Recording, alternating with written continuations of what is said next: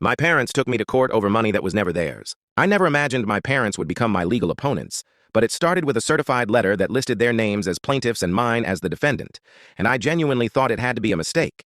Because who sues their own son for being raised? But as I kept reading, my hands started shaking because they were serious and they wanted money. They claimed that every expense from my childhood was a debt I owed them. School fees, clothes, food, birthdays, even medical bills were listed like unpaid invoices, and the amount they demanded matched almost exactly the balance of the savings account my grandparents had set up for me when I was born. The one everyone always called my college fund. The one my parents never paid into, but always controlled while I was a minor. In court, they argued that since the account existed while I lived under their roof, it technically belonged to them, and they framed themselves as struggling parents who had sacrificed everything and were finally asking for what they were owed. Sitting there, listening to my childhood being turned into a bill was one of the most surreal experiences of my life. What they did not expect was my grandparents' testimony.